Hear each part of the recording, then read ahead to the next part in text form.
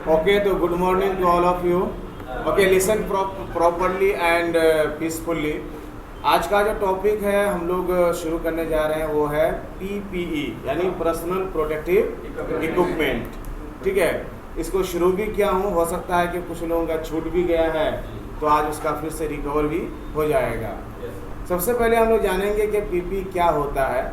तो यहाँ साफ साफ लिखा है personal protective equipment commonly referred to as PPE is a physical material and piece of cloth or equipment worn to minimize exposure to hazards that cause serious workplace injury and illness। यहाँ कहना ये चाहते हैं कि personal protective equipment यानी व्यक्तिगत सुरक्षा यंत्र एक ऐसा यंत्र है जिससे हम अपने आप को व्यक्तिगत रूप से क्या कर सकते हैं, सुरक्षित रख सकते हैं। उसी को क्या कहा जाता है, PPE कहा जाता है। ये फिजिकल मटेरियल के रूप में भी हो सकता है, जैसे आप हेलमेट लगाते हैं ये फिजिकल मटेरियल है, शूज आप पहनते हैं ये फिजिकल मटेरियल है। ठीक है, पीस ऑफ क्लॉथ भी हो सकता है, जैसे आप पैंट पहनते हैं, जीन्स पहनते हैं, शर्ट पहनते हैं, जैकेट पहनते हैं, ये क्या पीस ऑफ क्लॉथ है।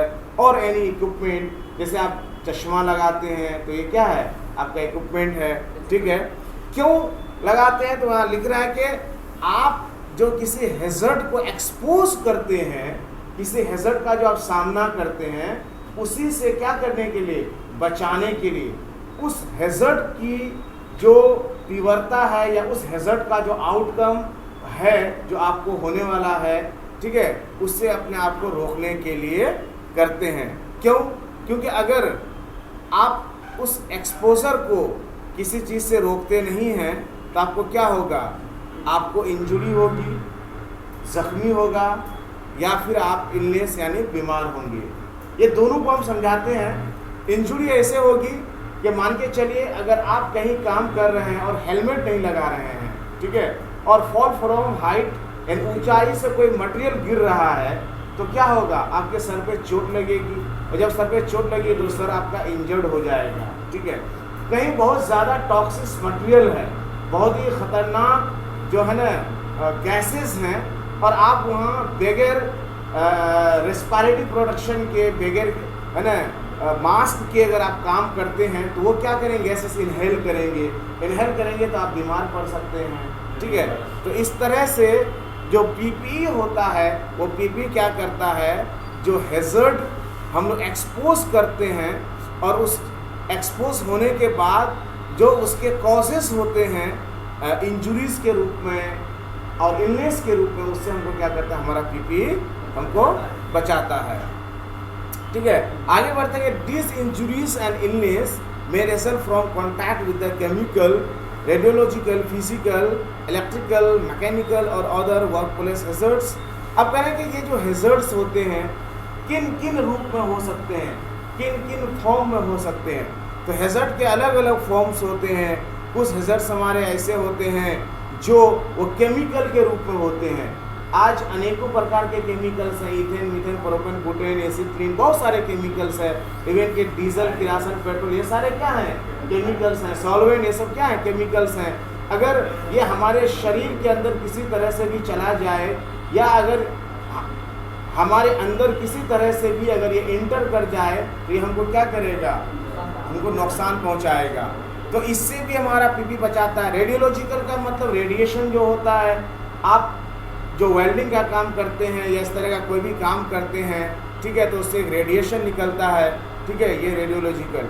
अल्ट्रावायलेट रेडिएशन, इंफ्रारेड रेडिएशन, उससे भी हमारा PPE क्या करता है, हमको बचाता है।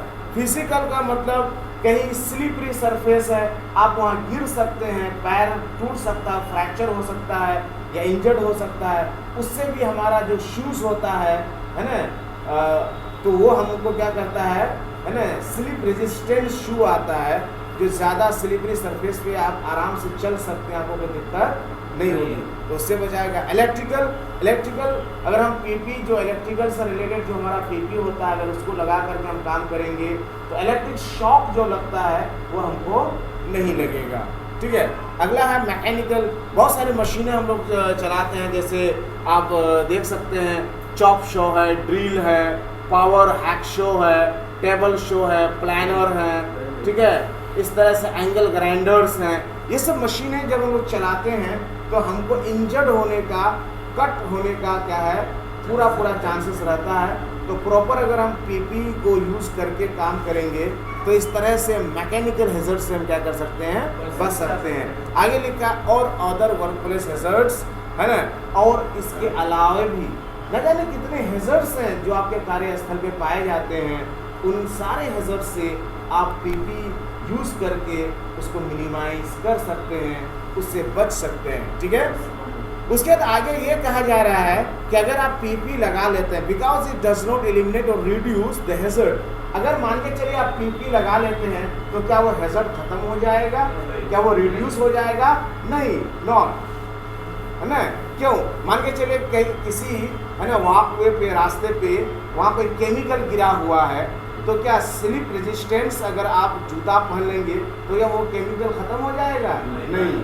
क्या उस पर फिसलने के जो चांसेस हैं वो कम हो जाएगा? नहीं। हाँ, आप जब जूता पहन लेते हैं तो आपके फिसलने का चांसेस में क्या हो जाता है, कम हो जाता है।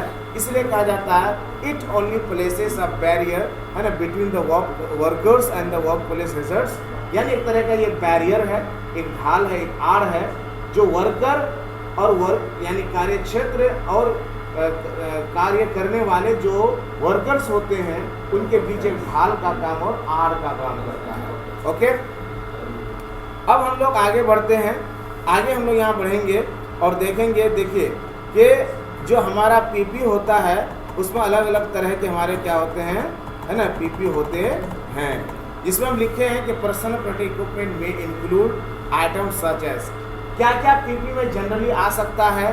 ठीक है, तो हेड प्रोटेक्शन के लिए सेफ्टी हेलमेट आता है, आई प्रोटेक्शन के लिए सेफ्टी गॉगल्स आते हैं, हेयरिंग प्रोटेक्शन के लिए एयर प्लग आते हैं, एयर मफ आते हैं, डस्ट से रोकने के लिए हमारा डस्ट मास्क आता है, जो डस्ट का कंटामिनेशन होता है उसको रोकने के लिए, उससे बचने के लिए क्या होता है, डस्ट मास्क होता है। ब्रीदिंग एपराटस होता है, ठीक है, जहाँ, है ना, प्रॉपर ऑक्सीजन हमको नहीं मिल पाता है, बहुत ज़्यादा प्रदूषण होता है, उससे बचने के लिए और उस एरिया में काम करने के लिए एयर प्यूरीफायर, रेस्पिरेटर या एस्काबा यानी सेल्फ कंडक्ट ब्रीदिंग एपराटस, इसके बारे में आगे बात होगी, है ना, तो वो हम पहन के यूज़ करते हैं। हैंड प्रोटेक्शन के लिए हम लोग क्या लगाते हैं, है ना, सेफ्टी हैंड ग्लव्स लगाते हैं। लेग एंड फुट प्रोटेक्शन के लिए सेफ्टी फुटवेयर लगाते हैं। ठीक है, सेफ्टी हार्नेस की भी बात आगे होगी।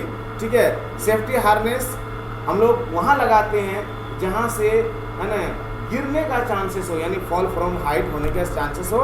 इसलिए यहाँ लिखे हैं कि prevent the wearer from the falling from a height, यानी अगर कोई इसको ऊंचाई पे चढ़ के काम करेगा लगा के तो वहाँ से जो गिरने का चांसेस है वो आराम से क्या हो सकता है, वो बच सकता है, वो गिरेगा नहीं, इस पर टंगा जाएगा।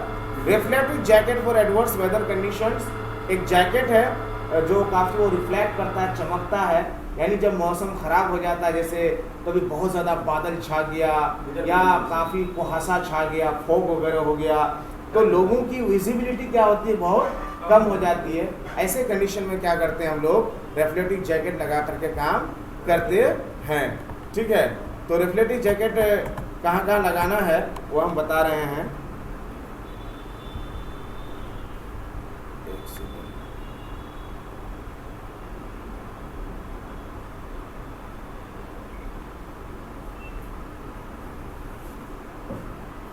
अब ये सारे पीपीज आप देख सकते हैं, जैसे कि ये सेफ्टी हेलमेट है, ये सेफ्टी गॉगल्स हैं, ये एयर प्लग या एयर मफ है, डस्ट मास्क है, ब्रीदिंग एपराटस है, हैंड ग्लव्स हैं, सेफ्टी शूज़ हैं, सेफ्टी, है ना, हार्नेस हैं, उसके बाद रिफ्लेक्टिव जैकेट्स हैं।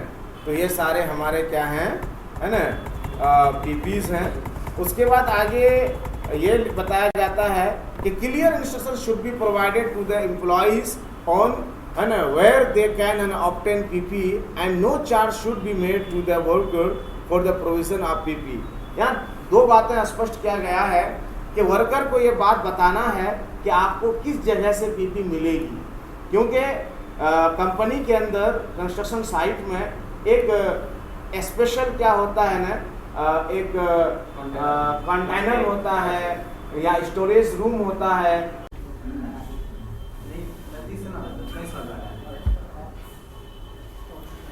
तो आज हम लोग इसको शुरू करते हैं और यहीं से एक्चुअली कल रिकॉर्डिंग हुई थी और इसको फिर से जल्दी जल्दी बता देते हैं कि जो भी पीपी दिया जाएगा, ठीक है, कंपनी के वर्कर्स को, उसका कोई भी चार्ज नहीं लिया जाएगा, उसको फ्री ऑफ कॉस्ट क्या है पीपी दिया जाएगा, ठीक है।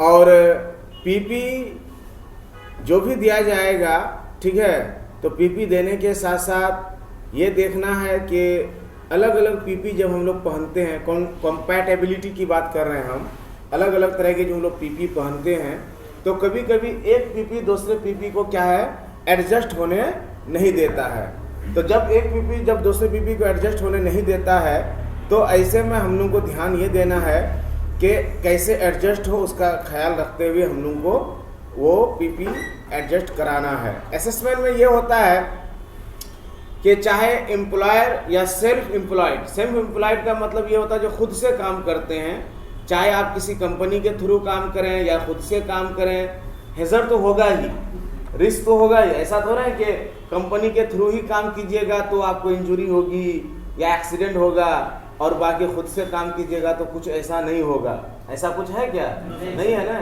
खुद के काम करते हुए भी बहुत सारे इंजरीज, एक्सीडेंट और रिस्क होते हैं। तो बताते हैं चाहे वो कंपनी के थ्रू हूँ या सेल्फ एम्प्लॉयड हूँ, दोनों को ये चाहिए कि भाई वो पहले अच्छे से असेसमेंट करे कि किस तरह का पीपी हमको देना है, क्योंकि वर्क के अकॉर्डिंग क्या होता है पीपी हमको देना पड़ता है। अगर जिस काम को किया जा रहा है उसके अकॉर्डिंग और उसके हैज़र्ड के अकॉर्डिंग अगर पीपी ना दिया जाए तो फिर 100% प्रोटेक्शन नहीं देगा, ठीक है। अगला है maintenance and replacement of PP की बात कर रहे हैं। तो मेंटेनेंस और रिप्लेसमेंट पीपी में ये होता है कि जो पीपी हम लोग यूज करते हैं तो समय समय पर उसका क्या है हम लोग मेंटेनेंस के साथ साथ रिप्लेसमेंट भी हम लोग करेंगे। क्यों? क्योंकि पीपी यूज करने से क्या होता है, खराब हो जाता है, डैमेज हो जाता है कि नहीं। अब कोई तो लाइफ टाइम चलने वाली चीज होती नहीं है। अब मान के चले शूज ही हैं तो शूज 6 महीना 3 महीना अगर आपने यूज कर लिया तो खराब हो जाएगा। तो उसको खराब होने के बाद उसको फिर चाहिए कि क्या करे, वो अपना अच्छे से रिप्लेस करा दिया जाए, या अगर वो ऐसा इक्विपमेंट है जो रिपेयर भी किया जा सकता है तो रिपेयर भी कर सकते हैं। तो इसीलिए समय समय पर विजुअल इंस्पेक्शन होना ज़रूरी है कि पीपी सही अवस्था में है या नहीं है।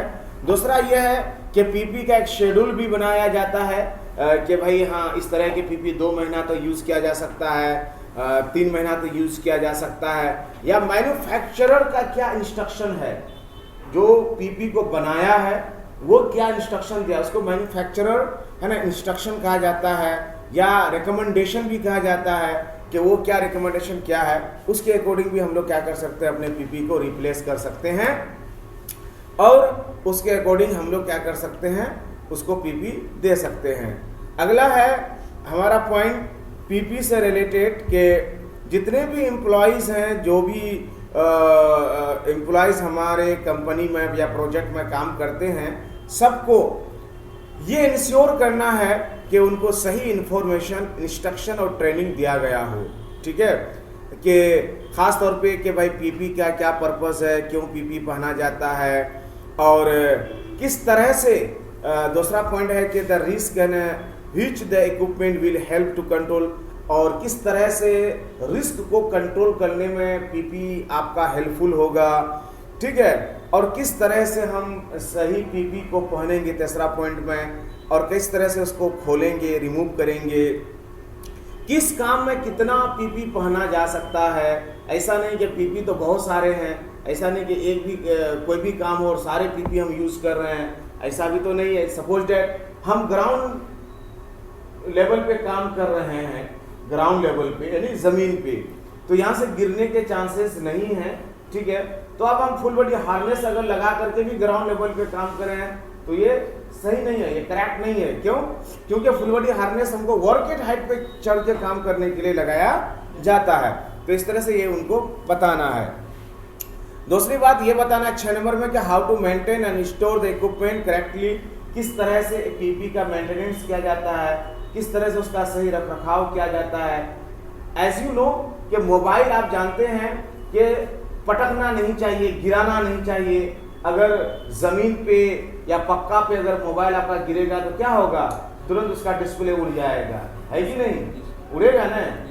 तो आपको पता है कि मोबाइल बहुत ही सेंसिटिव चीज़ है और अगर उसको पक्का पर अगर गिराया जाए तो उसका डिस्प्ले उड़ सकता है ना, उसका ग्लास फूट सकता है, वो मोबाइल आपका हो सकता है कि बर्बाद और डैमेज भी हो सकता है।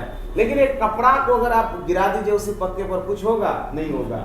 इसी तरह से पीपीस को किस तरह से मेंटेन किया जाएगा और मेंटेन कैसे किया जाएगा करेक्टली, तो उनको वो सारा ट्रेनिंग के थ्रू बताना है। उसके बाद defect to look for the during the visual inspection, और अगर किसी का पीपी ऐसा है कि दिखने में ही लग रहा है कि नहीं उनका पीपी खराब है, अब उसका पीपी को बदल देना चाहिए, तो उसको विजुअल इंस्पेक्शन के थ्रू अगर हम क्या कर सकते हैं, बदल सकते हैं। जैसे मान के चलिए सारे वर्कर्स हैं, काम कर रहे हैं, तो ड्यूरिंग टूल बॉक्स टॉप सारे वर्कर्स क्या रहते हैं, वहाँ रहते हैं, ठीक है। तो आप सबको देख लीजिए, सबके शू पर नज़र रखिए या सबको बोल दीजिए कि भाई अपने अपने शूज़ को देखिए कहीं कटा फटा या डैमेज तो नहीं है। ये विजुअल इंस्पेक्शन हुआ। इसके थ्रू भी हम क्या कर सकते हैं, किसी का डिफेक्ट का पता लगा सकते हैं, या आपको अचानक पता चला कि नहीं इसका ये वाला पीपी खराब है तो आप उसको बदल दीजिए, ठीक है, चेंज कर दीजिए। Procedure for reporting damage and defect, है ना, और लॉस। उसके बाद हर कंपनी के अंदर एक प्रोसीजर्स होता है, एक प्रणाली होता है जिसके थ्रू पीपी को रिप्लेस किया जाता है या उसको दिया जाता है डैमेज होने के बाद, डिफेक्ट होने के बाद या गुम होने के बाद। ऐसा नहीं कि भाई गए, हाँ भाई हमारा पीपी खत्म हो गया दे दीजिए, ठीक है, ऐसे नहीं, बल्कि उसका मेंटेनेंस होता है, रजिस्टर में उसका रिकॉर्ड होता है, उसके लिए प्रॉपर एक प्रोसीजर और प्रणाली बनाया जाता है। तो उसका भी क्या है, ट्रेनिंग देना है वर्कर को कि कहाँ आपको कैसे ये चीज़ मिलेगी और कहाँ आपको इसका फॉलो करते हुए आपको काम करना है, ठीक है। आगे बढ़ते हैं। यहाँ लिखा है कि reporting of loss or defect, ठीक है।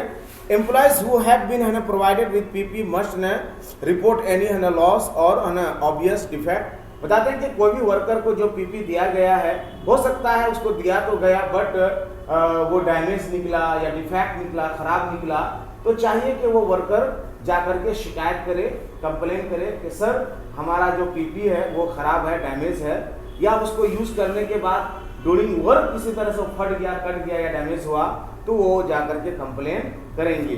तो ये बताएंगे वर्कर को, ऐसा नहीं कि वर्कर को डरा के रखेंगे कि भाई नहीं आपको एक बार दे दिया कि आप समझिए फटा है तो अपना पहनिए, यूज कीजिए, ऐसा नहीं, बल्कि उनको है ना बताना है कि रिपोर्ट करने का तरीका क्या आप रिपोर्ट कर सकते हैं।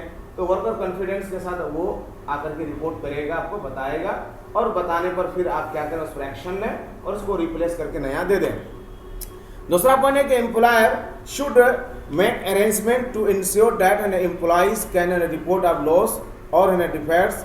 एम्प्लॉयर को भी ये अरेंजमेंट करना चाहिए, है ना, ये सुनिश्चित करना चाहिए कि जो एम्प्लॉय है वो अपने डिफेक्टिव और डैमेज इक्विपमेंट का वो क्या करते हैं, रिपोर्ट करते हैं, ठीक है। बहुत सारे लोग हैं कि एक नियम तो बनाए हैं बट फॉलोअप नहीं होता है कि नहीं। तो मालिक को चाहिए या एम्प्लॉयर को चाहिए, या एम्प्लॉयर जो एमडी के रूप में, सीईओ के रूप में, प्रोजेक्ट मैनेजर के रूप में, जनरल मैनेजर के रूप में जो अपनी रेस्पॉन्सिबिलिटीज क्या करते हैं, सौंपते हैं, उनके थ्रू वो क्या करें, इस बात को पता लगाए। वो इन लोग की जिम्मेदारी हो जाती है कि वो लोग पता लगाए कि वर्कर ऐसा करते हैं या नहीं करते हैं।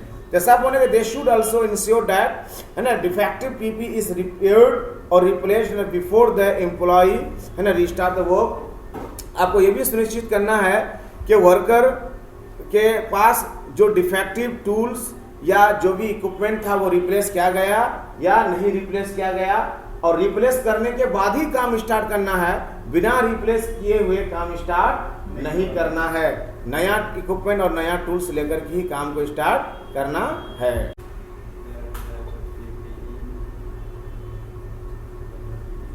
ठीक है, अब हम लोग चलते हैं कि जनरली जो होता है there are 2 types of PPs generally, यानी जनरली जो पीपी होते हैं वो 2 टाइप्स के होते हैं।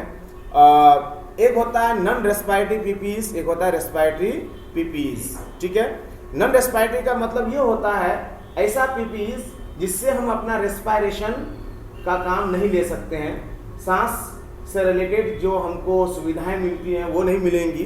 तो उसमें जैसे आता है आपका क्या आता है, देखिए क्या आता है, नाम बोलिए।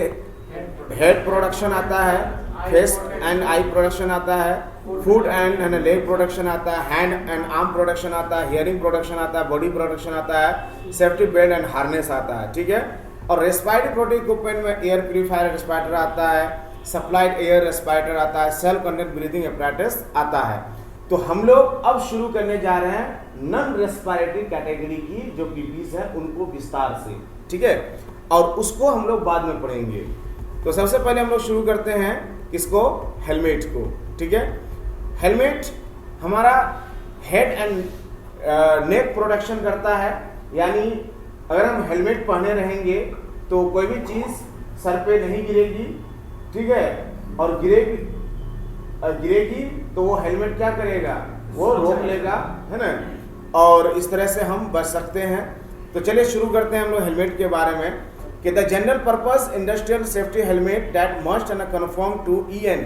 EN का मतलब होता है यूरोपियन स्टैंडर्ड।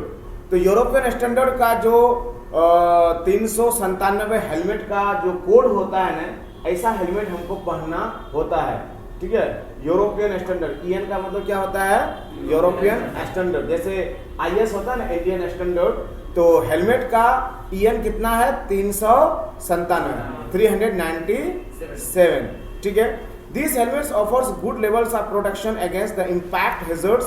बताते हैं कि इस तरह के जो हेलमेट्स अगर आप लेंगे, है ना, 397 वाला अगर EN स्टैंडर्ड का हेलमेट लेंगे तो ये बहुत अच्छा क्या करेगा, आपको प्रोटेक्शन देगा, और ज़्यादा से ज़्यादा जो इम्पैक्ट सर पर होता है कुछ गिरने पर, है ना, उसके अगेंस्ट ही ज़्यादा से ज़्यादा प्रोटेक्शन आपको प्रोवाइड करेगा।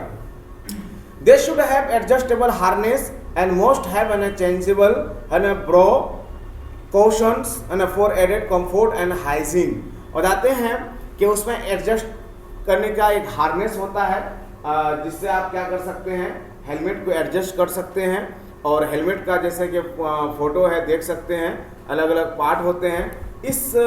इसको है ना चेन स्ट्रिप्स कहते हैं। ठीक है, ये आपका एडजस्टेबल है। ठीक, और यहाँ आपका क्या है ना, इसको ब्रीम कहते हैं।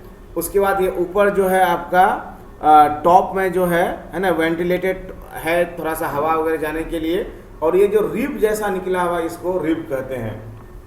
ठीक है, अब यहाँ एक बात क्या कहा है कि चेंजेबल ब्रो, है ना, कुशन्स क्या होता है, अंदर एक गद्दी के तरह होता है, हेलमेट के अंदर गद्दी के तरह एक होता है, और वो क्या है, समय समय पे आप बदल सकते हैं। जैसे पसीना वगैरह बहुत ज़्यादा सर पे होता है तो बार बार पसीना लगने से वो है ना बैड स्मेल आने लगता है, बदबू सा आने लगता है, तो उसको हटा करके एक नया उसमें क्या कर सकते हैं, आप डाल सकते हैं। ठीक है, ताकि हाइजीन मेंटेन रहे।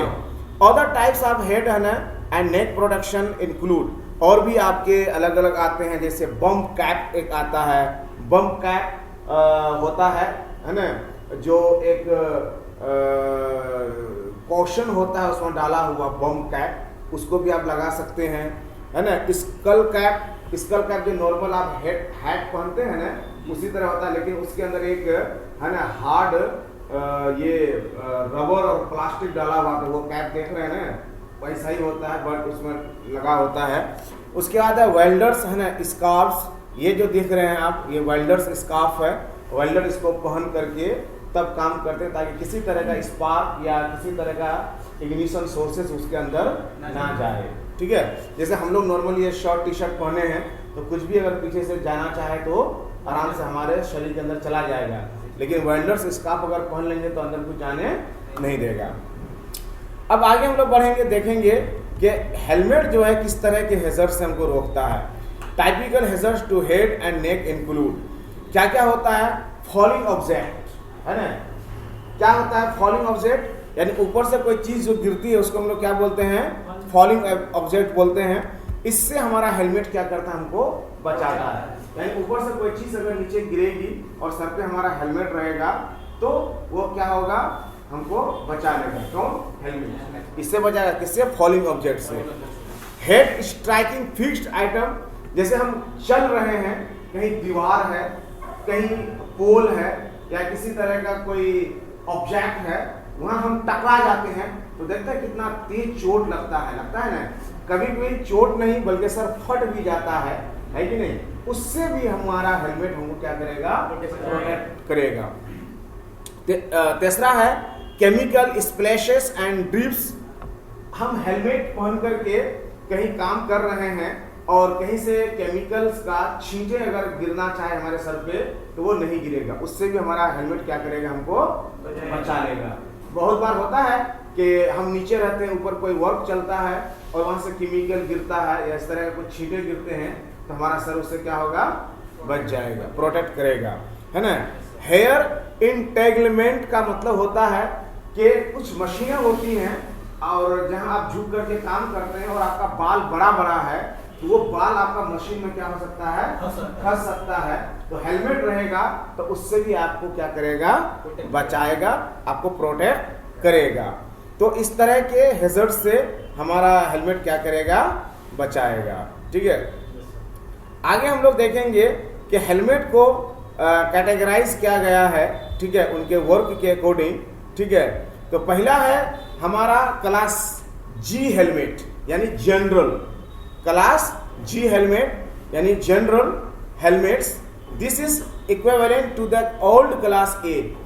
जैसे कि आपके बुक में क्लास ए होगा, इसकी जगह पे हेलमेट में लिखा होगा क्लास ए हेलमेट, है ना, क्लास ए होगा, तो ये ओल्ड नाम है। अभी न्यू में उसको क्या किया गया है, क्लास जी हेलमेट। क्या किया गया है, क्लास जी हेलमेट। यस, ये हेलमेट क्या करता है ना, हमको लगभग 2200 वोल्टेज से क्या करता है, बचाता है।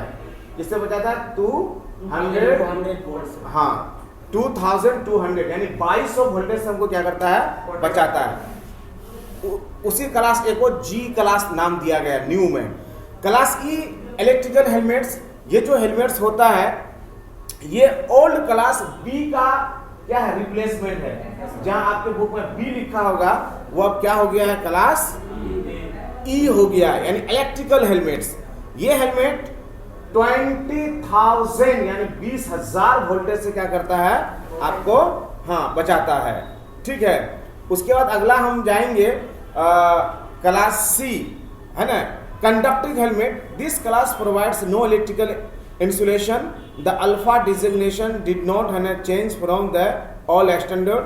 और बताते हैं कि क्लास सी को क्लास सी ही रखा गया है, इसमें इसके नाम को चेंज नहीं किया गया है और ये किसी तरह के वोल्टेज से नहीं बचाता है ना। और ये नॉर्मल एक तरह से हेलमेट होता है।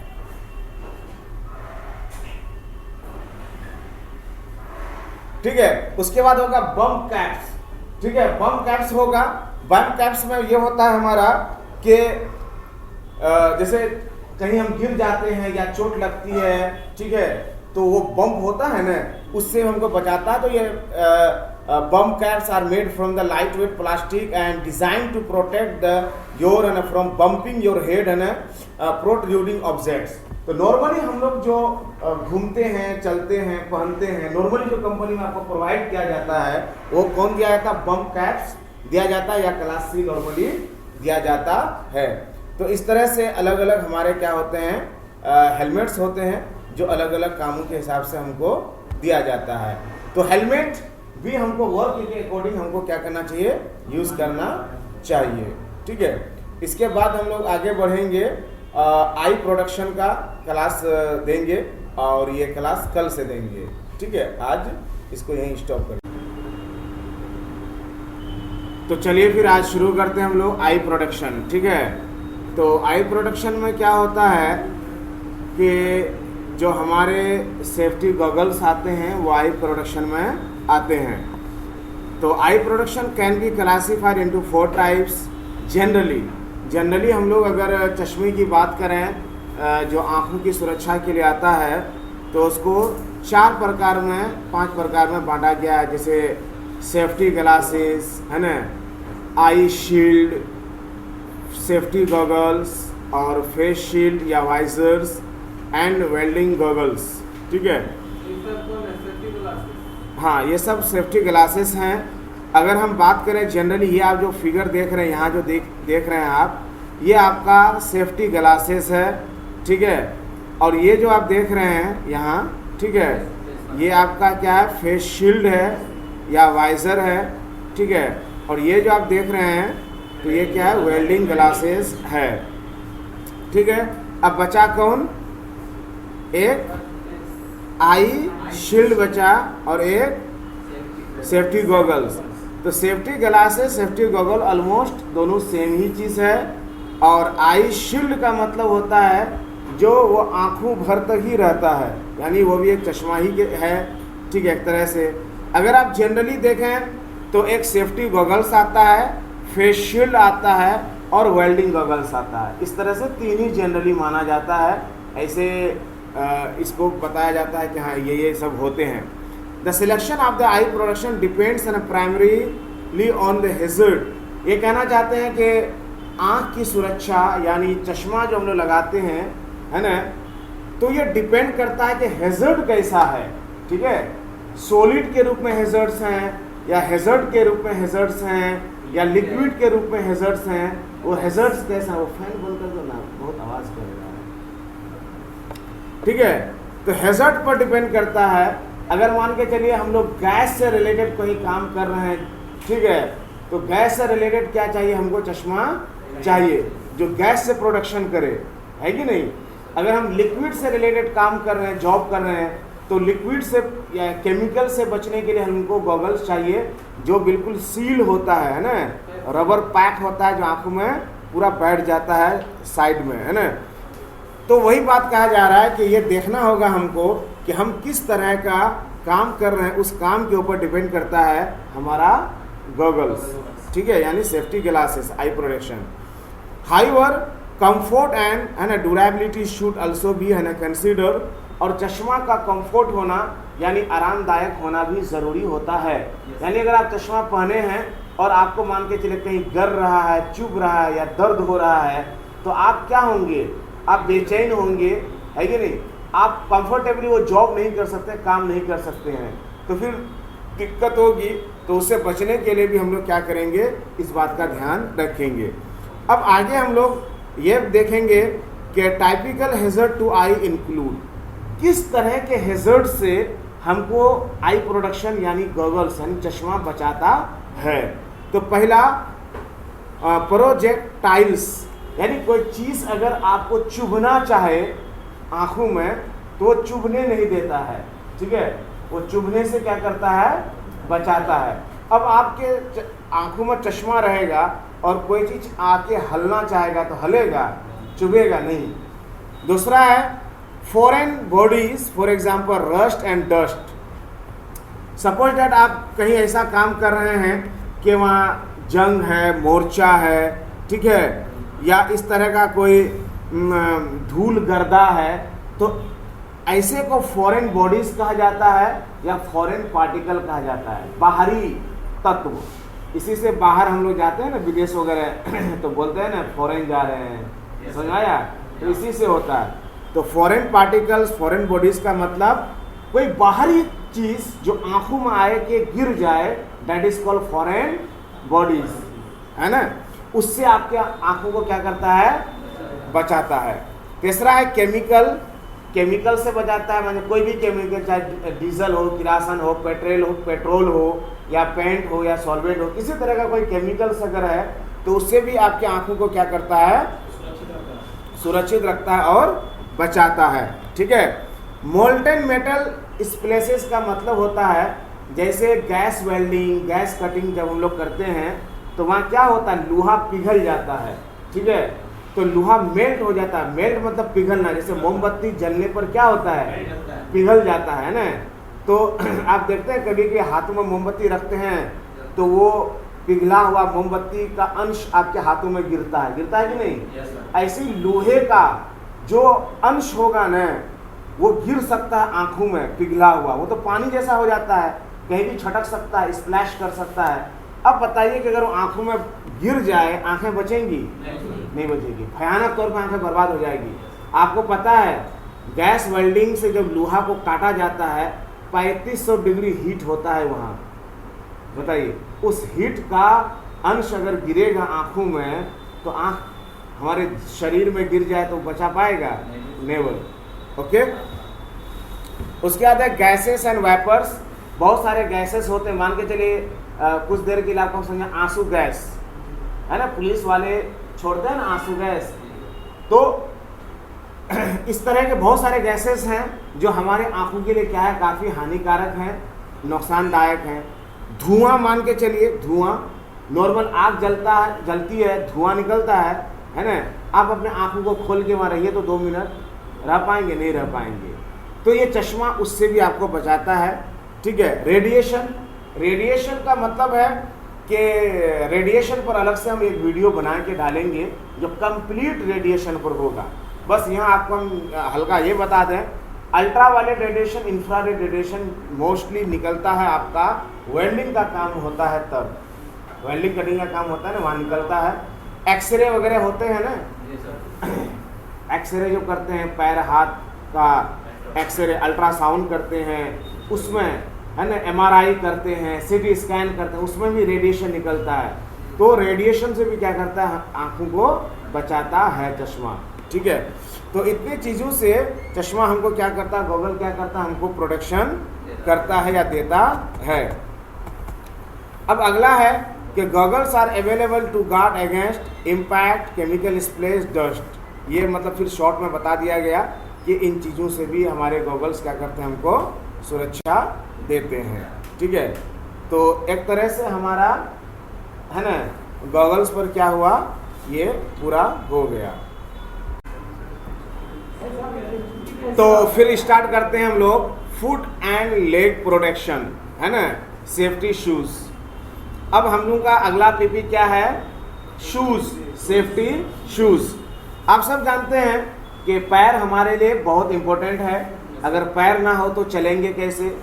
और क्या आपको है ऐसा मतलब अनुमान कि अगर पैर आपका सलामत ना हो तो क्या कंपनी जॉब देगी? नेवर। भाई आप चल नहीं सकते हैं, विकलांग हैं तो, या दिव्यांग हैं, अभी विकलांग कहने के लिए मना किया गया है, दिव्यांग कहा गया है कि दिव्यांग कहा जाए। ठीक है, तो हमें भी दिव्यांग बोलना चाहिए। तो कोई दिव्यांग है पैर से अगर, या उसको फिजिकली चैलेंज्ड कहा जाता है इंग्लिश में, पैर से अगर, तो उसको जॉब नहीं मिलेगा कंपनी में, मोस्टली जॉब नहीं मिलेगा, वो छट जाएंगे। तो पैर हमारे लिए बहुत इंपॉर्टेंट है। There are many forms of foot and leg protection include. अब पैर की सुरक्षा के लिए बहुत सारे हमारे पास उपकरण हैं, इक्विपमेंट हैं या पीपीस हैं। जैसे नाम दिया गया है उसी तरह से इमेज को सजाया गया है। ठीक है, इमेज के नीचे नाम नहीं डाला गया है, तो आप उसी तरह से उसको मिलान करेंगे। जैसे पहला है सेफ्टी बूट या शूज़, एक ही होता है। ठीक है, ये जो आप देख रहे हैं ये आपका सेफ्टी बूट या शूज़ है। ठीक है, उसके बाद है ये आपका फाउंड्री बूट्स। ठीक है, ये वाला थोड़ा सा ये अलग होता है। ये है आपका गम बूट, है ना, जो केमिकल्स वगैरह में काम करते हैं। ठीक है, ये है आपका एंटी स्टैटिक फुटवेयर। ठीक है, इसी में ये दिखाया गया है, यहाँ देख रहे हैं, यहाँ स्टील टो गार्ड लगा हुआ है। ठीक है, उसके बाद इसमें थोड़ा सा जो स्टैटिक एनर्जी होती है ना, करंट वगैरह जो होता है, इससे क्या करता है, रोकता है। स्पेशल ये बनाया जाता है, एक ये लेयर देख रहे हैं ना, ये स्टैटिक एंटी स्टैटिक लेयर डाला गया है, ये जो देख रहे हैं ना, हाँ, ये पंचर प्रूफ सोल जिस तरह से होता है इसी तरह से एंटी स्टैटिक ये सोल डाला जाता है। ठीक है, उसके बाद है कंडक्टिव फुटवेयर, ये आपका यहाँ दिख रहा है।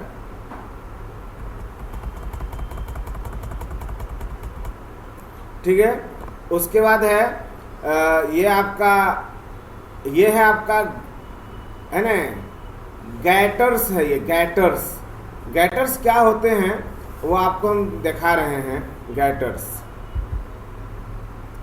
देखिए गैटर्स क्या होते हैं, इसके बारे में लिखा हुआ है कि to protect your feet and lower leg from moisture और debris while on a hike or walk. जैसे आप कभी कभी शूज़ पहने हैं और कभी कभी होता है ना कि मौसम ख़राब होता है या काफ़ी मॉइस्चराइजिंग होता है, ठीक है, तो उससे आपके पैंट वगैरह भीग जाते हैं, ठीक है, तो उससे आपको क्या करता है, ये आपके पैर को बचाता है। कौन? गैटर्स, है ना। ये गैटर्स इसके लिए लगाया जाता है, ठीक है। इसके बाद एक बैलिस्टिक ट्राउज़र की बात है जो अभी हम जाएंगे वहाँ, तो यहाँ हम समझा दे रहे हैं। बैलिस्टिक ट्राउज़र, बैलिस्टिक ट्राउज़र के बारे में लिखा है कि ballistic trousers are constructed using, है ना, super and durable fabric so that an offer maximum protection against an sharp dangerous material such as glass and tin Keynes.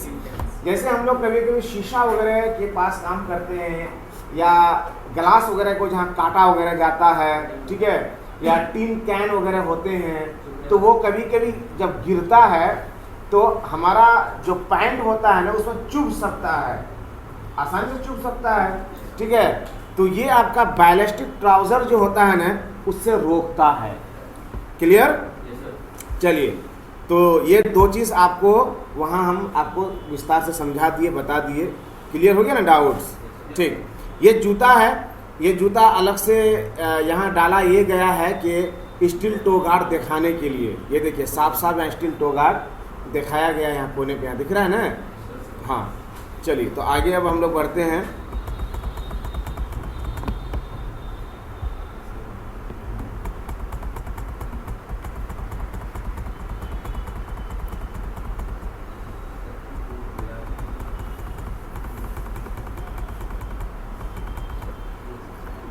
अब यहाँ देखना है कि safety footwear can possess and feature such as. Safety footwear के अंदर कुछ features होगा तभी वो सेफ्टी फुटवेयर कहलाएगा, अदरवाइज वो सेफ्टी फुटवेयर नहीं कहलाएगा, ठीक है। तो पहला कि स्टील टो गार्ड होना चाहिए, है ना, स्टील टो गार्ड या स्टील टो कैप्स। ये देखिए ये शू देख रहे हैं, यहाँ साफ साफ दिख रहा है ना, स्टील टो गार्ड यहाँ है आपका, ठीक है। गार्ड का जी छूटा हुआ है ना, टाइपिंग एरर है ना, अड हो गया है, बट ये स्टील टो गार्ड है, ठीक है। तो स्टील टो कैप्स या स्टील टो गार्ड होना चाहिए। ये क्या करता है कि अगर ऊपर से कोई चीज़ अगर गिरती है तो आपके पैर की जो उंगली होती है ना उसको क्रैश होने से बचाती है, कुचलने से बचाती है। और आपको पता है कि पैर की उंगली सबसे नाजुक होती है, अगर कोई भी चीज़ गिरे तो आसानी से सबसे पहले वो क्या होता है, पैर की उंगली इंजुरी होती है या इंजर्ड होता है, उससे बचाता है स्टील टो गार्ड। उसके बाद है मिड सोल प्रोडक्शन, ठीक है, होना चाहिए, बीच में सोल के बीच में प्रोडक्शन होना चाहिए। Slip resistance for variety of situation, जूता ऐसा होना चाहिए कि आसानी से फिसले नहीं, बल्कि फिसलन वाली जगह जो होगी, स्लिपरी सरफेस जो होगा, ऐसे जगहों पे वो जूता रोकने वाला हो, यानी स्लिप रेजिस्टेंस होना चाहिए। उसके बाद insulation on against and wet extreme cold और हीट। और एक जूता ऐसा भी होता है, ये स्पेशल होता है कि भीगे में आप काम कर सकते हैं, खूब ठंडा है उसमें काम कर सकते हैं, काफ़ी हीट है उसमें काम कर सकते हैं। तो इस तरह के हैज़र्ड से भी जूता बचाता है और ये स्पेशल जूता होता है, यानी जैसा हैज़र्ड उसी तरह का आपको शू यूज़ करना है। शॉक ऑब्जर्वर, वही जो एंटी स्टैटिक की बात अभी हम किए, तो यानी एक ऐसा जूता भी होता है कि इलेक्ट्रिक शॉक वगैरह से क्या करता है, बचाता है। ये पॉइंट जो है आपका मिल, है ना, सोल प्रोडक्शन का मतलब है यानी पंचर प्रूफ सोल होना चाहिए, यानी जूता ऐसा होना चाहिए जो पंचर प्रूफ हो। पंचर प्रूफ दो तरह से होता है, यानी जूते के जो सोल होते हैं, ये सोल या तो उसी के अंदर स्टील डाला होता है या उसका सोल इतना हार्ड बनाया जाता है कि कोई चीज़ आसानी से अगर पंचर करना चाहिए तो नहीं कर सकता। इवन कि आप अगर किसी कील वगैरह पर, है ना, कांटे वगैरह पर खड़े भी हो जाएंगे तो वो नहीं चुभेगा, ठीक है। तो इतनी, है ना स्पेसिफिकेशन जूते में होना चाहिए, ठीक है, तब जाकर के वो सेफ्टी शू कहलाएगा। आगे हम लोग बात करेंगे typical hazard to feet and leg and includes, किस किस तरह के हैजर्ड्स हमारे पैर में अटैक कर सकते हैं जिससे जूता हमारा प्रोटेक्शन देता है। इससे पंचर एंड कट्स, अगर हमारा पैर ऐसे ऑब्जेक्ट्स पर पड़ गया या ऐसी चीज़ पर पड़ गया जो नोकीली एंड कटीली हो, नोकीली एंड कटीली समझता है, यानी शार्प हो, है ना, तो उसमें हमारा पैर क्या हो सकता है, कट सकता है ना, पंचर हो सकता है। स्लिपिंग, यानी हमारा जो पैर अगर स्लिपरी सरफेस पर गिर जाए, केमिकल लिक्विड या कोई ऐसी चीज़ गिरी हुई हो, तो उससे भी क्या करता है, हमारे पैर को जूता बचा लेता है, स्लिप होने नहीं देता है। वेट एंड कोल्ड, है ना, कहीं भीगा है ना सरफेस, या आप लोग देखते हैं ना कि बहुत सारे जो घर वगैरह की ढलाई होती है, मसाला वगैरह तैयार किया तो वेट होता है, केमिकल्स भी होता है, या बहुत ठंड होता है, ठंडी के दिन में हम लोग खुद ही देखते हैं मोस्टली लोग जूता ना पहनते हैं, शूज़ पहनते हैं। हो सकता है कि जहां आप काम करें वहाँ और भी बहुत ज़्यादा ठंड हो, तो वेट एंड कोल्ड से भी जूता हमको क्या करता है, बचाता है। ये सब क्या हैजर्ड्स हैं। इम्पैक्ट, यानी पैर पर किसी तरह का अगर कोई दबाव पड़ता है या कोई चीज़ चापना चाहता है, ठीक है, उससे भी हमारा जूता क्या करता है, हमारे पैर को बचा लेता है। केमिकल एंड मोल्टन मेटल्स, है ना, यानी किसी तरह का कोई केमिकल है या इस तरह के कोई पिघले हुए धातु हैं, तो उससे भी हमारे पैर को जूता क्या करता है, बचा लेता है, ठीक है। तो इस तरह से जूता हमको प्रोटेक्शन देता है। नेक्स्ट अब हम लोग का जो पीपी चल रहा है, नेक्स्ट हम लोग का चल रहा है क्या, हैंड एंड आर्म प्रोटेक्शन, ठीक है। अब आप सब जानते हैं कि काम हमको हाथ से ही करना पड़ता है। किससे काम करते हैं, हाथ से काम करते हैं, ठीक है। अगर हाथ नहीं है तो फिर काम नहीं कर सकते हैं। और हाथ के साथ साथ आर्म यानी बाजू, उसका भी काफ़ी रोल है। तो हाथ के बचाव के लिए हैंड प्रोटेक्शन यानी हैंड ग्लव्स यानी सेफ्टी हैंड ग्लव्स की हमें क्या होती है, ज़रूरत होती है। अलग अलग तरह के ग्लव्स होते हैं। जनरली कुछ हम ग्लव्स को आपके सामने रखने की कोशिश की है, जैसे नेचुरल रबर हैंड ग्लव्स, है ना, पॉलीविनाइल, है ना, अल्कोहल पीवीसी ग्लव्स, है ना, निट्राइल ग्लव्स, है ना, न्यूप्रेन ग्लव्स, है ना, पॉलीविनाइल, है ना, chloride PVC gloves, cotton gloves, wire mesh gloves, है ना, Kevlar gloves, welding gloves, leather gloves, anti vibration gloves, ठीक है। यानी अलग अलग कामों के हिसाब से हमको अलग अलग क्या करना पड़ता है, ग्लव्स का इस्तेमाल करना पड़ता है, ठीक है। तो मोस्टली जितना हम यहाँ ग्लव्स आपको दिखाए हैं 12 यानी 12 टाइप्स ऑफ ग्लव्स हम आपको दिखाए हैं। हमें लगता है कि ऑलमोस्ट जनरली जो जॉब होते हैं साइट में इतने ग्लव्स के प्रयोग में हो जाते हैं। तो थोड़ा थोड़ा हम बता देते हैं ग्लव्स के बारे में, जैसे नेचुरल रबर ग्लव्स या पॉलीनाइल अल्कोहल ग्लव्स, है ना, निट्राइल ग्लव्स, न्यूप्रेन ग्लव्स, है ना, पॉलीविनाइल, है ना, क्लोराइड पीवीसी ग्लव्स। ये सब ग्लव्स मोस्टली जो है ना केमिकल से रिलेटेड जो काम हम लोग करते हैं, केमिकल जो होता है, ठीक है, उससे रिलेटेड हमारा ये सब ग्लव्स अक्सर यूज़ किया जाता है। हाँ, ऊपर के। और एक बात और बता दें, किस केमिकल में किस तरह का ग्लव्स हम यूज़ करेंगे, एक MSDS होता है, मटेरियल सेफ्टी डेटा शीट, उसके अंदर ये मेंशन होता है कि इस केमिकल में इस तरह का ग्लव्स लगेगा, यानी नेट्राइल लगेगा या न्यूप्रेन लगेगा या नेचुरल रबर का यूज़ करना है, वो आपको वहाँ बताया जाता है। क्यों? वो इसलिए कि कुछ हमारे ऐसे केमिकल्स खतरनाक होते हैं कि वो दूसरे ग्लव्स अगर पहन ले जो उसके अकॉर्डिंग ना हो, उसके अप्रोप्रिएट ना हो, तो वो ग्लव्स गल सकता है या जल सकता है। तो जब ग्लव्स गल जाए या जल जाए तो आप बता सकते हैं कि आपका हाथ बचेगा, नहीं बचेगा। तो MSDS को हम लोग क्या करेंगे, रेफर करेंगे। अगला है कॉटन। कॉटन ग्लव्स क्या होता है?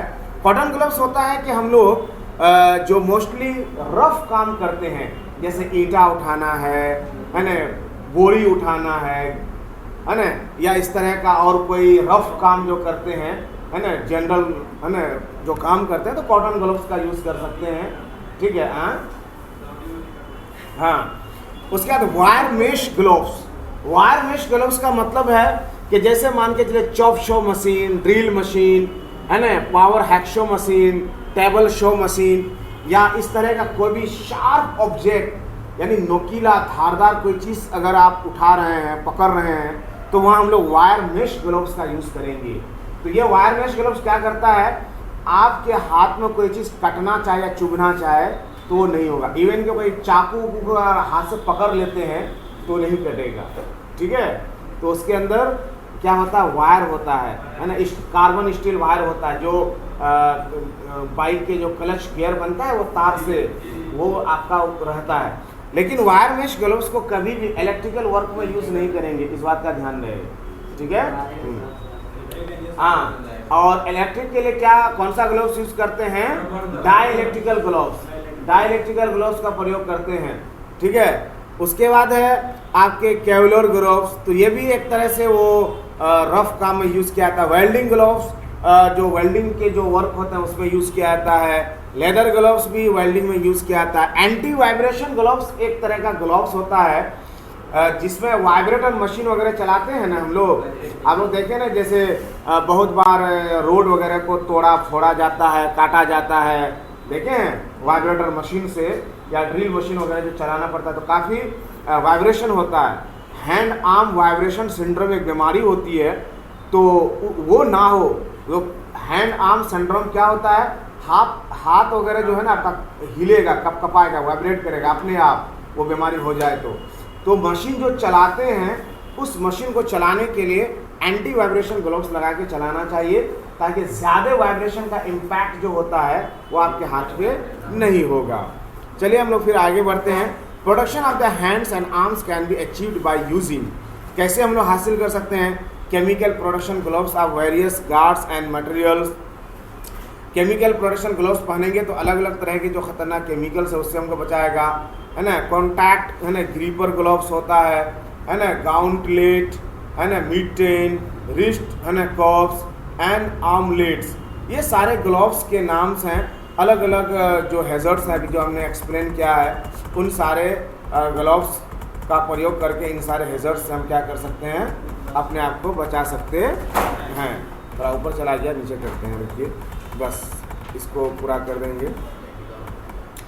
उसके बाद टाइपिकल हैजर्ड्स इंक्लूड, अभी जैसे कि हम बात किए, मतलब इसको यहाँ मेंशन किए हैं कि केमिकल्स का जो हैजर्ड्स होता है, आप केमिकल का कोई काम करना चाहते हैं, पेंटिंग वगैरह का काम करना चाहते हैं, तो आप ग्लव्स पहन के करेंगे तो केमिकल्स का अटैक आपके हाथ वगैरह पे नहीं होगा। वरना आपको पता है कि केमिकल्स अगर स्किन पे पड़ जाए या लग जाए तो क्या होता है, स्किन डिजीज होने के चांसेस होता है, दाद खाज, खुजली, फोड़ा, फुंसी, इवन के टिश्यू जो होता है ना, सेल्स जो होते हैं ना, वो मर भी जाता है, डैमेज भी हो जाता है। ठीक है। कंटामिनेशन एंड डिजीज, अलग अलग तरह की बीमारियों के होने का भी चांसेस होता है केमिकल वगैरह छूने से। ठीक है। इवन के अभी जैसे कि कोरोना काल में आप देखें बार बार हाथ धोने की बात की जा रही थी, क्यों, इसलिए कि आप अगर किसी भी जगह को टच कर रहे हैं हाथ से, नंगे हाथ से, जहां कोरोना के, है ना, ट्रेसेस हैं या वायरसेस हैं, तो आपके हाथ पे आ जाएगा। तो ऐसे से तो कोरोना अपने आप में एक महामारी गुजरा हमारे बीच में, वो कम बड़ा डिजीज़ था, तो उससे भी हमको हैंड ग्लव्स क्या करेगा, बचाएगा। इसलिए डॉक्टर लोग और बहुत सारे लोग भी हैंड ग्लव्स पहन के चला करते थे, रहा करते थे। इम्पैक्ट, कोई चीज़ का अगर दबाव भी हाथ पे आना चाहेगा तो वो दबाव भी आने नहीं देगा, उससे भी आपके हाथ को क्या कर सकता है, बचा सकता है। पंचर एंड कर्स, हाथ को जैसे शार्प ऑब्जेक्ट उठा रहे हैं, नोकीली कटीली चीज़ आप उठा रहे हैं, बैठा रहे हैं, लेके जा रहे हैं, उससे काम कर रहे हैं, तो अगर आप वायर मेश ग्लव्स पहन के काम करेंगे तो आपके हाथ को पंचर होने नहीं देगा, कटने नहीं देगा, है ना। एक्सट्रीम ऑफ टेम्परेचर, बहुत तापमान अगर है और ऐसे तापमान वाले में अगर आप काम कर रहे हैं तो ऐसे तापमान वाले से भी क्या करेगा, आपके हाथ को बचाएगा। ठीक है। जब भी आप काम करेंगे तो आपको ये बात ज़रूर ध्यान में रखना चाहिए कि काम कैसा है और उस काम में किस तरह के हैजर्ड्स हैं, ऐसे हैजर्ड से हमें किस तरह का ग्लोव्स पहनेंगे तो हमें प्रोटेक्शन देगा, इस बात का ध्यान रखना चाहिए। Select and suitable hand protection का मतलब यही है। अगला है कि देयर आर टू मेन है ना पॉइंट्स टू कंसीडर। ग्लोव्स को जब यूज़ करेंगे तो दो बातों का मुख्य रूप से हमें ध्यान रखना चाहिए। पहला कि that they give adequate protection against the hazards, कि जो ग्लोव्स हम पहन रहे हैं वो प्रॉपर हमारे खतरों से या खतरों के विरुद्ध बचाव करेगा या नहीं करेगा, इस बात का ध्यान रखते हुए आप ग्लोव्स का चयन करेंगे। गलत ग्लोव्स का चयन कर लेंगे तो आपके हाथ का प्रोटेक्शन नहीं हो पाएगा। दूसरा, that they fit well and comfortable to wear, और अच्छे से वो हाथ में फिट हो जाए और आप पहने तो आपको किसी तरह की असुविधा ना लगे, बल्कि कंफर्ट हो, है ना, कंफर्टेबल महसूस करें। ठीक है। उसके बाद जो भी ग्लोव्स होते हैं बने होते हैं, कुछ ग्लोव्स एलर्जी का रीज़न बन जाते हैं, एलर्जी होने लगता है हाथ में, तो उस बात का ध्यान रखें कि अगर ग्लोव्स पहनने से आपको एलर्जी होती है तो तुरंत डॉक्टर से संपर्क करें। और ग्लोव्स पहनने से हाथों में पसीना वगैरह भी होता है, तो इस चीज़ का भी ध्यान रखें कि अगर ज़्यादा पसीना हो रहा है तो ग्लोव्स खोलकर पसीना वगैरह को साफ कर लें, फिर ग्लोव्स को पहनें। और अगर किसी तरह की कोई दिक्कत आ रही है तो इस बात का ख्याल रखते हुए ग्लोव्स को यूज़ करें। अगर किसी तरह का आपको साइड इफ़ेक्ट हो रहा है ग्लोव्स पहनने से तो ज़रूर डॉक्टर से संपर्क करें और आप कंसल्ट करके ही ग्लोव्स को पहना करें। ओके, तो यहाँ तक ग्लोव्स की बातें पूरी हो गई। चलिए, good morning everyone. Hearing protection, इससे पहले जो हम लोग बात किए हैं, ठीक है, दूसरे पीपीस पर बात किए हैं, आज हम लोग हेयरिंग प्रोटेक्शन पर बात करेंगे। आप सबको पता है कि कान हमारे लिए बहुत ज़रूरी है, इम्पोर्टेंट है। अगर आवाज़ ज़्यादा हो तो ये कान के लिए क्या है, वो इंजूरियस है और हैज़ार्डस है। ठीक है। और कान से हम सुनते हैं, और अगर कान हमारा ख़राब हो जाए या डिफेक्ट हो जाए या हेयरिंग लॉस हो जाए तो फिर सुनने में फिर हमको क्या होगा, प्रॉब्लम क्रिएट होगा। ठीक है। तो हम प्रॉपर फिर कोई बातों को सुन नहीं सकते हैं। आप इमेज में देख सकते हैं एयर प्लग्स इसको बोला जाता है। ठीक है। ये आपका एयर मफ है और आपका ये भी एयर प्लग्स हैं, इसको इंसर्ट किया जाता है कानों में। ठीक है। ये जो एयर प्लग्स है ये बहुत ही सॉफ्ट होता है ना। इसको आराम से आप हाथ से जब चापेंगे, दाबेंगे, इसको प्रेस करेंगे तो ये बिल्कुल पतला हो जाएगा, और कान में इसको डाल करके हल्का सा उंगली से इसको, है ना, 20-25 सेकेंड क्या करना है, आपको दाबे रखना है, तो फिर स्पंज की तरफ फूल जाएगा, तो कान में पूरा क्या होगा, बैठ जाएगा। Hearing protection is devised for the sound eight above, है ना, 85 डेसिबल। यहाँ बताया ये जाता है कि कितनी आवाज़ होगी तो हम हेयरिंग प्रोटेक्शन लगाएंगे। क्या कहा गया है, 85 डेसिबल या उससे अबव। कहीं कहीं आपको 90 डेसिबल यानी 90 डेसिबल की भी बात होगी। ठीक है, बट कोई दिक्कत नहीं है। 85 डेसिबल या उससे अबव अगर साउंड का लेवल होता है तो हमको हेयर प्रोटेक्शन लगा करके काम करना पड़ेगा, है ना। तो उसके लिए लिया है कि hearing protection must and conform to EN 352 European standard. European standard की अगर हम बात करें तो कितना होना चाहिए, 352 होना चाहिए। EN स्टैंडर्ड कितना होना चाहिए, 352 होना चाहिए। अगर EN स्टैंडर्ड नहीं है तो IS स्टैंडर्ड भी चलेगा, इंडियन स्टैंडर्ड। ठीक है, तो उसका भी चलेगा, ऐसा कोई ज़रूरी नहीं है। ब्रिटिश स्टैंडर्ड होता है वो भी चलेगा। बट यहाँ कहने का अर्थ यह है कि जो भी आप एयर प्रोडक्शन के लिए लगाते हैं, ठीक है, हेयरिंग प्रोडक्शन के लिए लगाते हैं, वो आपका स्टैंडर्ड क्वालिटी का होना चाहिए। ठीक है। नॉइज हैजर्ड इंक्लूड, नॉइज में बहुत सारे हैजर्ड्स होते हैं। Noise is commonly workplace injury, the damage caused is without pain and for that reason the victim may not be aware of such an occupational disease has affected him or her। यहाँ कहना ये चाहते हैं कि जो noise का effect होता है ना कानों में, ये ग्रेजुअली होता है, धीरे धीरे होता है। इसीलिए जो इसके चपेटे में आ गया है तो उसको सडनली यानी तुरंत पता नहीं चलेगा कि हमको क्या हुआ है। ऐसा नहीं है कि जैसे कोई नोकीली कील नहीं है जो आपके शरीर में चुभाया और तुरंत आपको दर्द होने लगा, पेन हुआ या ब्लड आने लगा, ऐसा नहीं। ये बहुत ग्रेजुअली क्या करता है, पेन क्रिएट करता है और ये प्रॉब्लम क्रिएट करता है। और तुरंत आपको कोई दर्द वगैरह नहीं महसूस होगा। बाद में इसके जो है प्रॉब्लम और सिम्टम्स रिलीज होंगे। This damage may gradually increase over time if precaution are not taken. लिख दिया है कि ये प्रॉब्लम जो आपको होगा तो ग्रेजुअली मतलब धीरे धीरे होगा और समय के साथ ये आगे बढ़ता जाएगा अगर आपने प्रोडक्शन नहीं लिया तो। Incorrect production can be equally be damaging. और बताते हैं कि अगर आपने सही प्रोडक्शन नहीं लिया या इनकरेक्ट लिया, जैसे एयर प्लग को जिस तरह से लगाना चाहिए आपने प्रॉपर उसको नहीं लगाया, एयर मफ को जिस तरह से लगाना था वैसे नहीं लगाया, तो बता रहे हैं कि लगाना ना लगाना फिर बराबर है।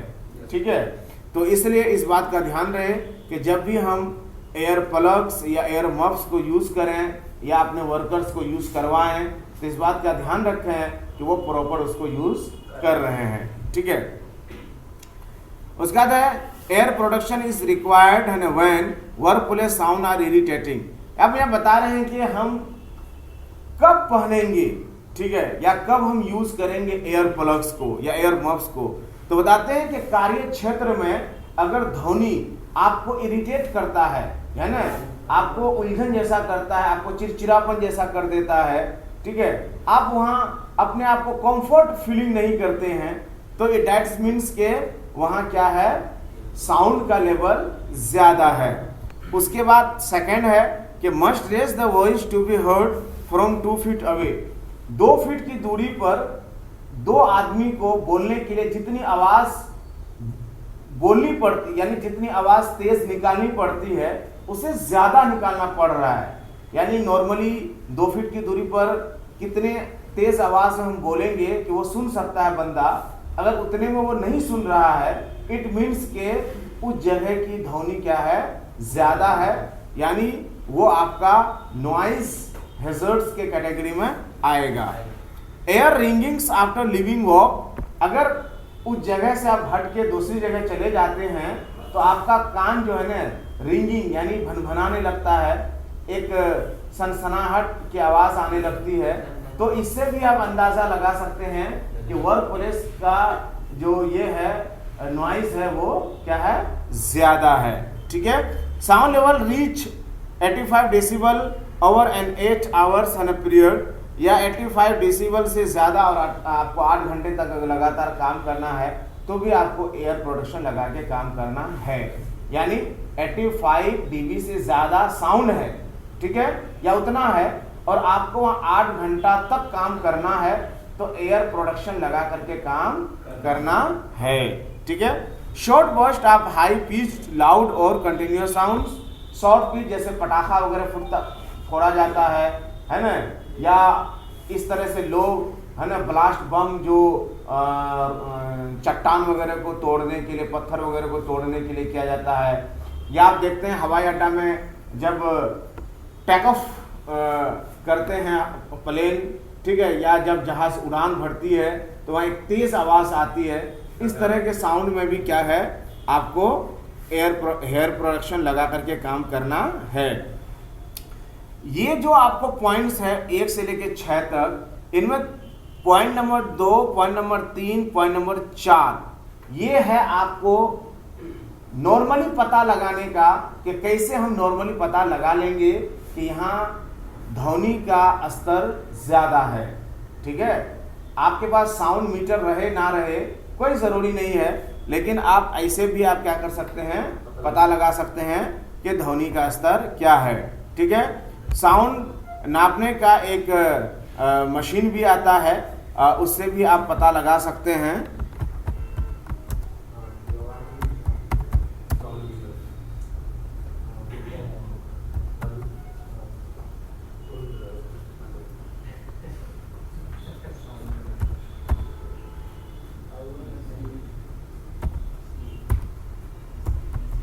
कुछ कीबोर्ड काम नहीं करता है।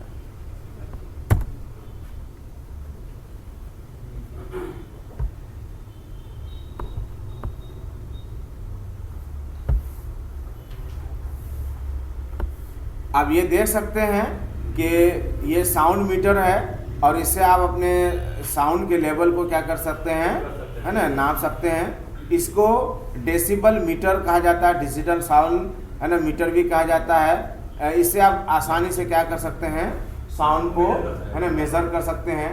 लेकिन 2, 3, 4 पॉइंट जो आपको दिखाया गया है वो इसलिए दिखाया गया है कि अगर आपके पास ये मशीन नहीं है तो आप कैसे पता लगा लेंगे कि यहाँ है ना तेज आवाज़ है या यहाँ की जो साउंड का जो लेवल है वो ज़्यादा है। ठीक है, इसके लिए ये चीज़ आपको मतलब बताया गया। ठीक है, अब है एयर प्लग की बात करेंगे कि air plugs offer the most production. Plug से हमको मोस्टली प्रोडक्शन मिल जाता है। Comfortable and easy to insert and use, और बहुत आसान होता है उसको यूज़ करना, बहुत कंफर्टेबल होता है, आपको कोई दिक्कत या कोई प्रॉब्लम्स नहीं होंगे। Sound keep the sound below 85 dB, और अगर इसको अगर आप यूज़ करते हैं, इसको कान में अगर आप इंसर्ट कर लेते हैं, लगा लेते हैं, तो साउंड का जो लेवल है वो क्या कर देगा, 85 से नीचे कर देगा। एयर मफ्स की बात करें तो muffs are made from rubber and muff fit comfortably. Muff भी है ना फोम रबर से बना होता है, ये भी कंफर्टेबली आपके है ना कान में अच्छे से बैठ जाता है। Should keep the sound below 85 dB। इसको भी जब यूज़ करेंगे तो आपको ध्यान रखना है कि साउंड 85 dB से नीचे हो। It's attaching to safety helmets also, और कभी कभी एयर मफ जो होता है ना सेफ्टी हेलमेट के साथ भी लगा होता है। आप लोग म्यूजिक वगैरह भी सुनते हैं ना, हाँ कान में लगा के, सेम ऐसे ही होता है और ये अच्छा प्रोटेक्शन करता है।